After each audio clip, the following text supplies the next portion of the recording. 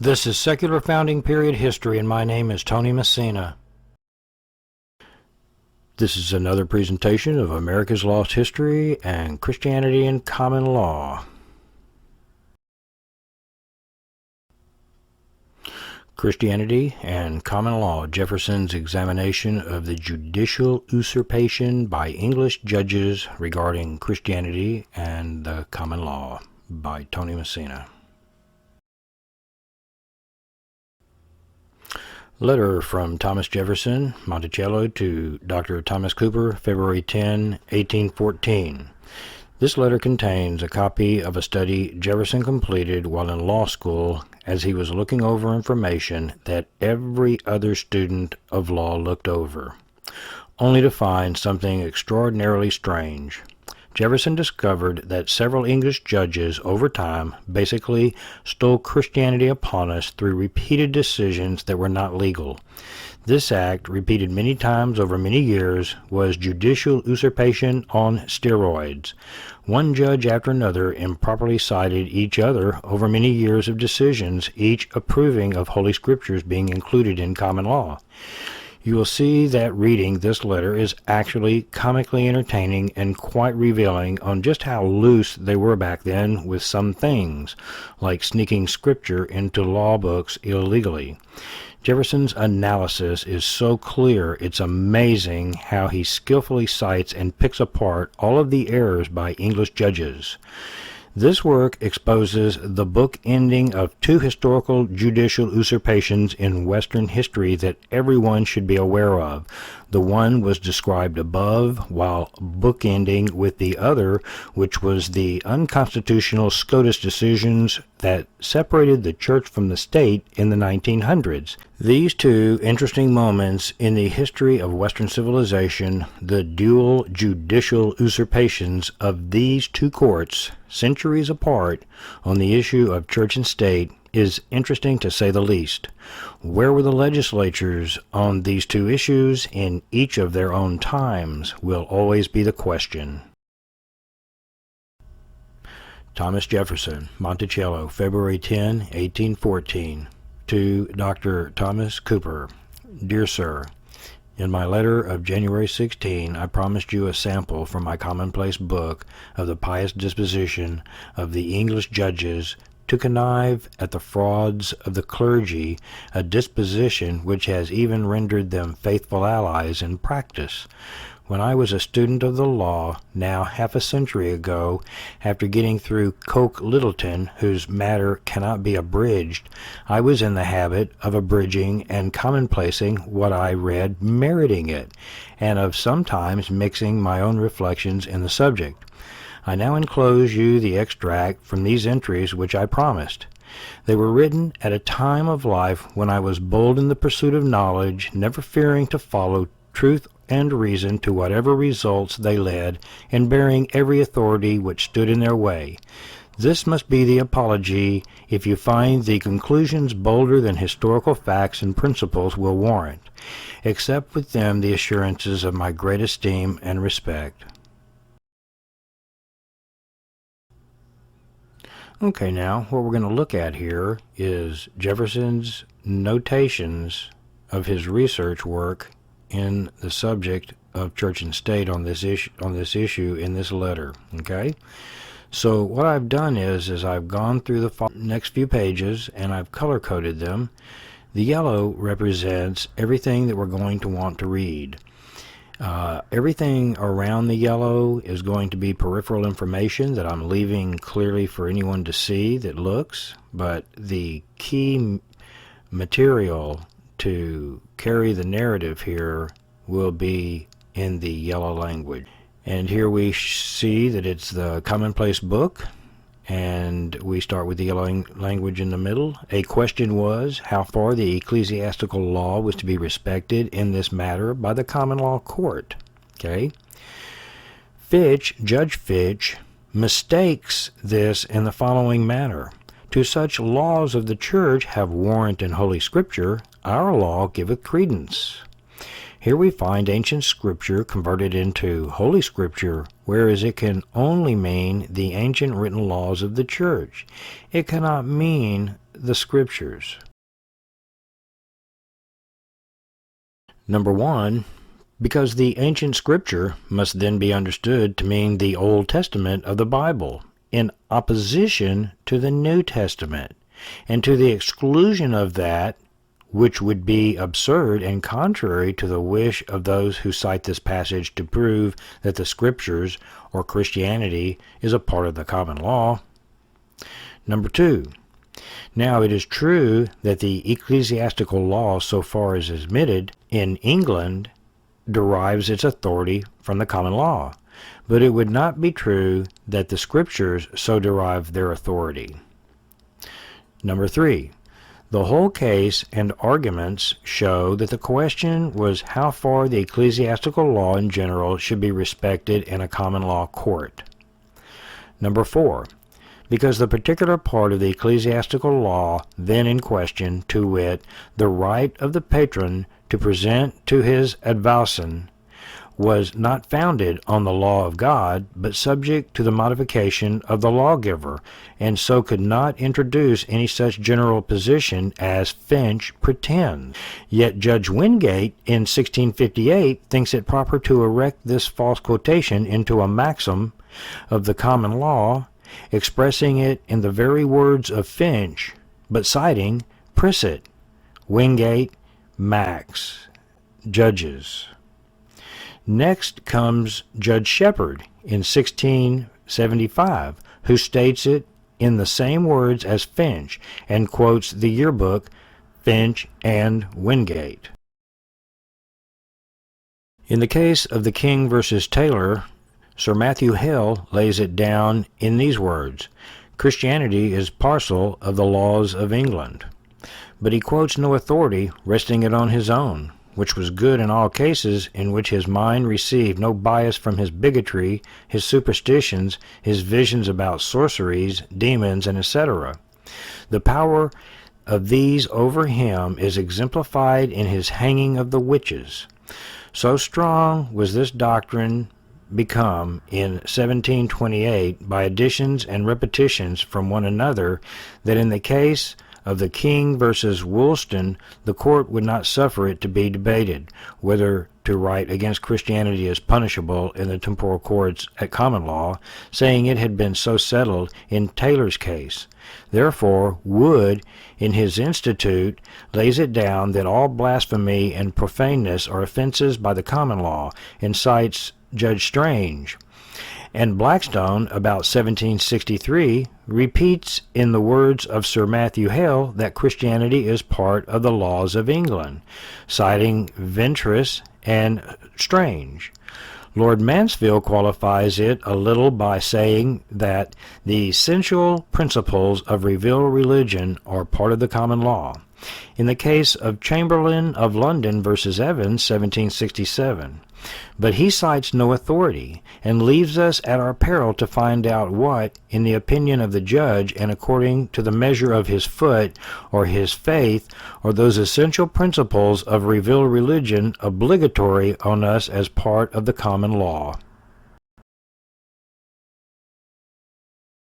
Thus we find this string of authorities, when examined to the beginning, all hanging on the same hook, a perverted expression of precepts, or on one another, or nobody.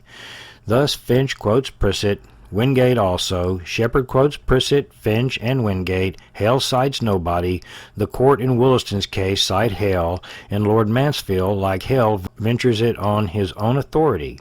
In the earlier ages of the law, as in the yearbooks, for instance, we do not expect much recurrence to authorities by the judges, because in those days there were few or none such made public. But in latter times we take no judge's word for what the law is further than he is warranted by the authorities he appeals to. His decision may bind the unfortunate individual who happens to be the particular subject of it, but it cannot alter the law.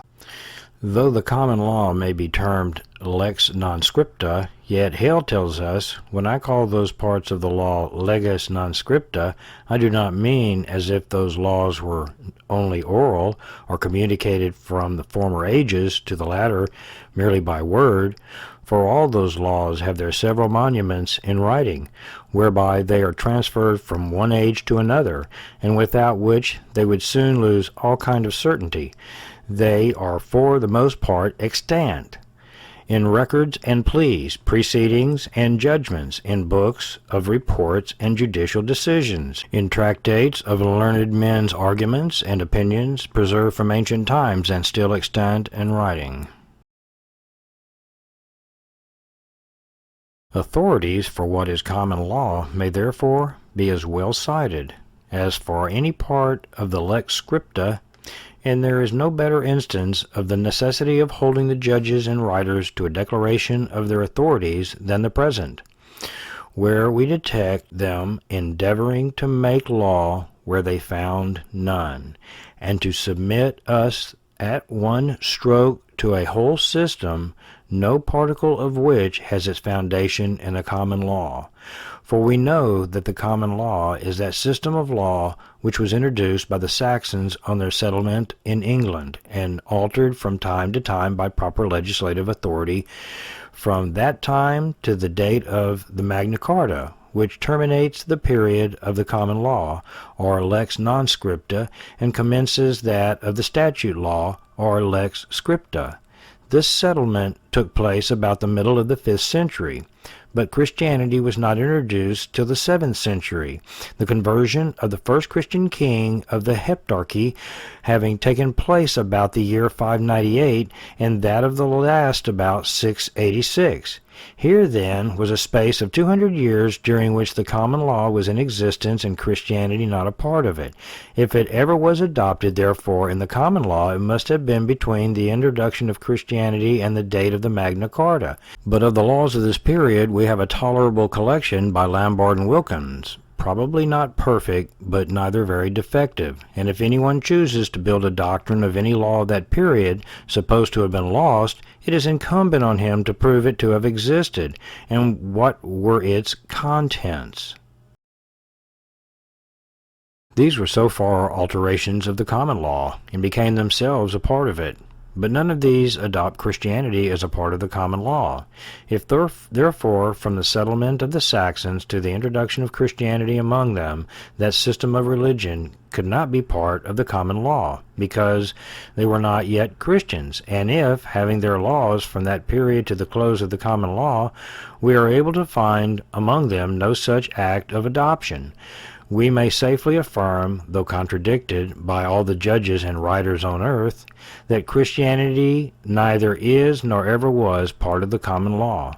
Another cogent proof of this is drawn from the silence of certain writers on the common law. Bracton gives us a very complete and scientific treatise on the whole body of the common law. He wrote this about the close of the reign of Henry III, a very few years after the date of the Magna Carta. We consider this book as more valuable as it was written about the time which divides the common and statute law, and therefore gives us the former in its ultimate state.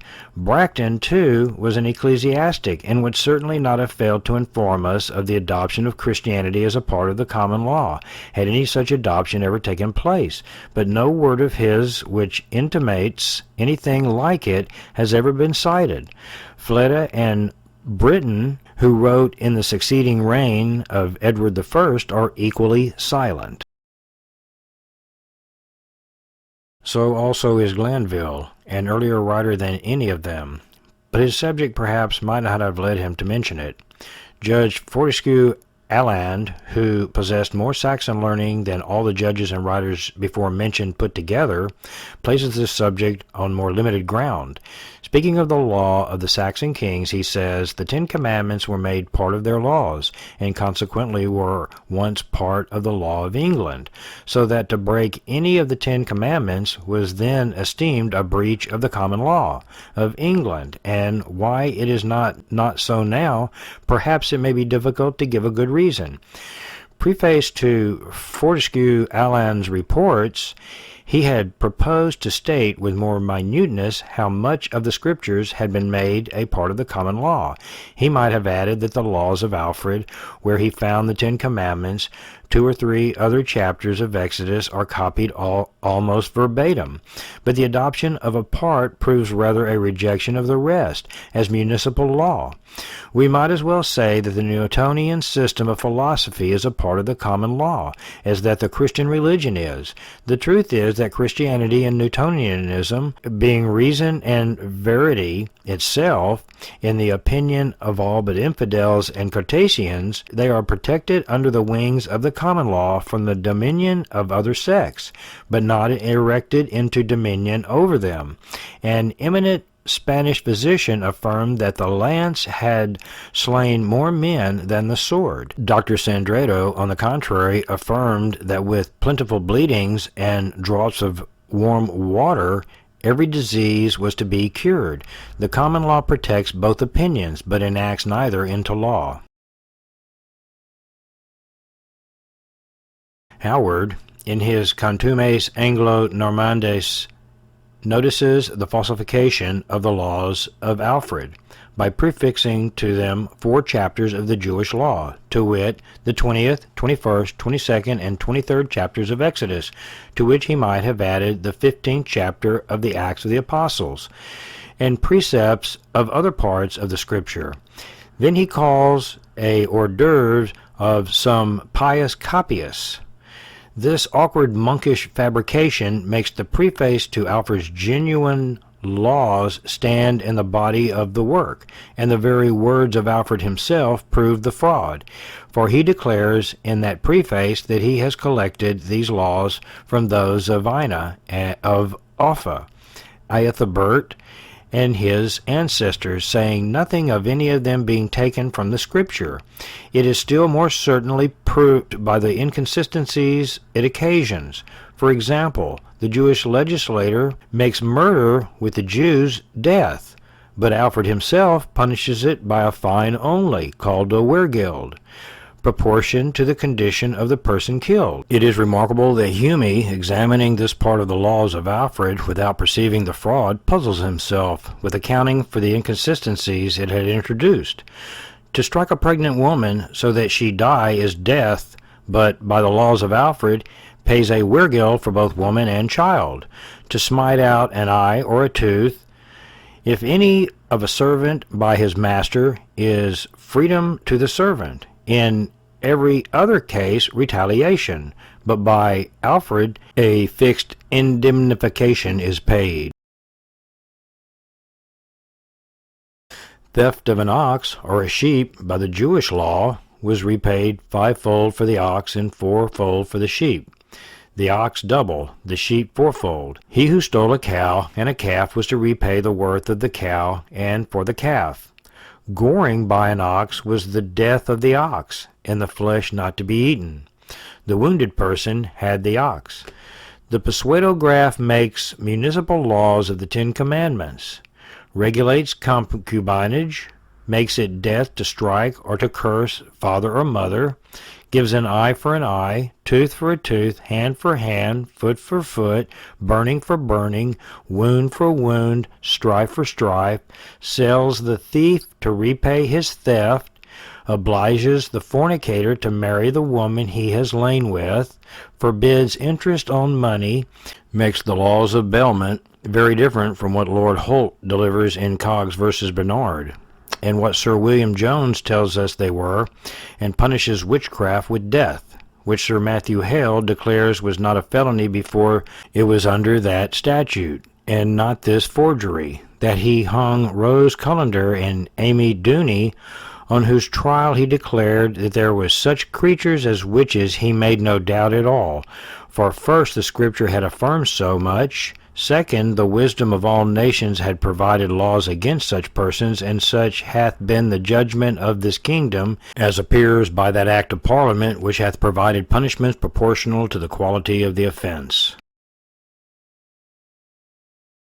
And we must certainly allow greater weight to this position that it was no felony till James's statute laid down deliberately in his work which he wrote to be printed, finished, and transcribed for the press in his lifetime, than to the hasty scripture that, at common law, witchcraft was punishable with death as heresy, by writ de heretico cumbrendo, in his methodological summary of the work not intended for the press, not fitted for it, and which he declared himself he had never read over since it was written, unless we understand his meaning in that to be that witchcraft could not be punished at common law as witchcraft, but as heresy. In either sense, however, it is a denial of this pretended law of Alfred. Now, all men of reading know that these pretended laws of homicide, concubinage, theft, retaliation, compulsory marriage, usury, bailment, and others which might have been cited from the pseudograph were never the laws of England, not even in Alfred's time, and of course that it is a forgery. Yet palpable as it must be to every lawyer, the English judges have piously avoided lifting the veil under which it was shrouded.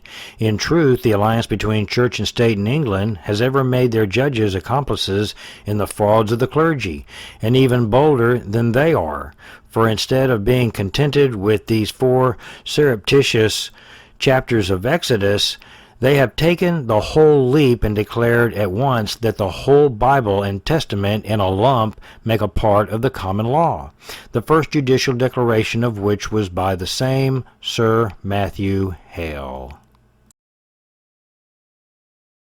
And thus they incorporated into the English Code laws made for the Jews alone, and the precepts of the gospel intended by their benevolent author as obligatory only in foro conscientiae, and they armed the whole with the coercions of municipal law. In doing this, too, they have not even used the Connecticut caution of declaring, as is done in their blue laws, that the laws of God shall be the laws of their land, except that their own contradict them. But they swallow the yea and the nay together. Finally, in answer to Fortescue Allen's question why the 10 Commandments should not now be part of the common law of England, we may say they are not because they never were made so by legislative authority, the document which has imposed that doubt on him being a manifest forgery.